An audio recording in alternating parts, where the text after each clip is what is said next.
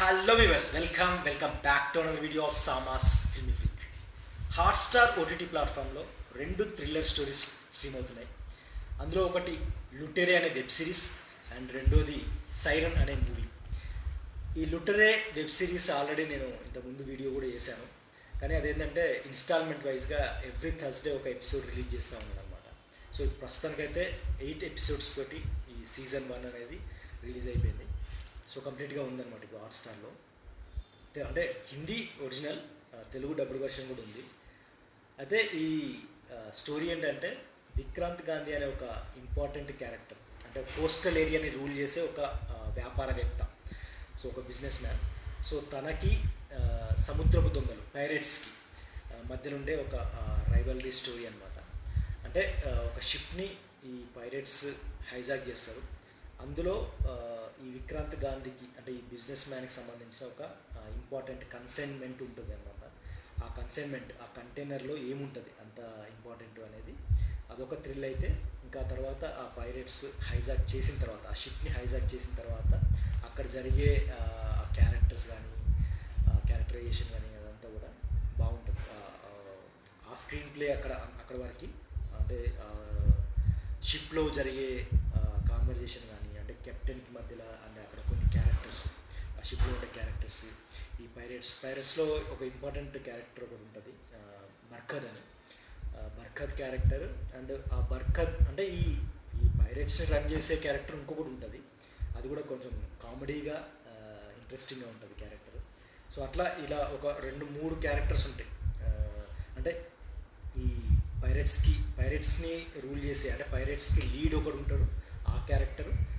పైరేట్స్కి lead అయిన ఒక character అంటే బర్ఖద్, అంటే పైరేట్స్కి లీడ్ బర్ఖద్. వీళ్ళందరినీ, అంటే ఆ పైరేట్స్ గ్యాంగ్ని లీడ్ చేసే ఇంకో క్యారెక్టర్. సో ఆ క్యారెక్టర్, ఈ 2 క్యారెక్టర్స్ అండ్ ఈ విక్రాంత్ గాంధీ, ఈ 3 క్యారెక్టర్స్ మధ్యలో మెయిన్ స్టోరీ రన్ అవుతూ ఉంటుంది. సో ఇట్లా షిప్లో జరిగిన హైజాక్ అది ఒక ఇంట్రెస్టింగ్ పార్ట్ అయితే, అండ్ విక్రాంత్ గాంధీ క్యారెక్టర్ ఒక ఇంట్రెస్టింగ్ క్యారెక్టర్. అంటే తన క్యారెక్టర్ కూడా బాగుంటుంది, క్యారెక్టరైజేషన్ బాగుంటుంది త్రూఅవుట్ ది సిరీస్ అంతా కూడా.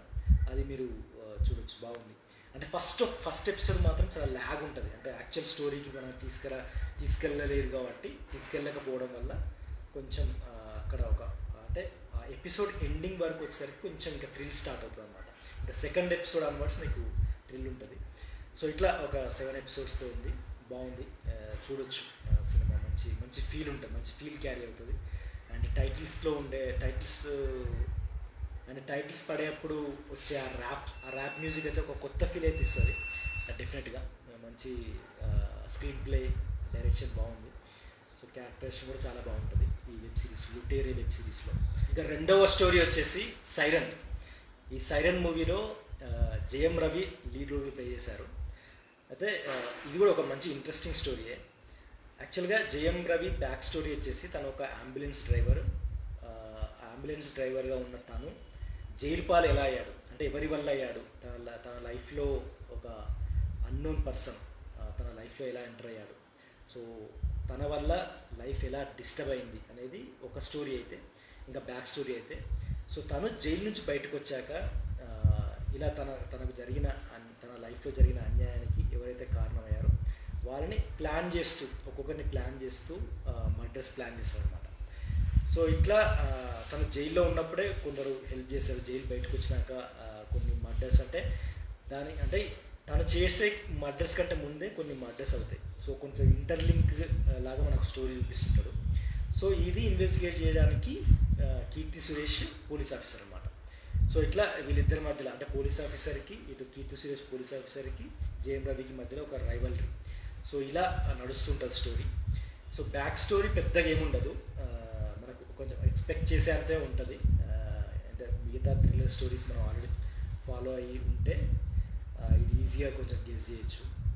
కానీ తను జైలు నుంచి బయటకు వచ్చాక, జయం రవి జైలు నుంచి బయటకు వచ్చాక ఉండే స్టోరీ, కొన్ని మర్డర్స్ అంటే ప్లాన్ చేసే కొన్ని ఆ స్ట్రాటజీ, అదంతా కూడా మనకి ఇంట్రెస్టింగ్ అనిపిస్తుంది.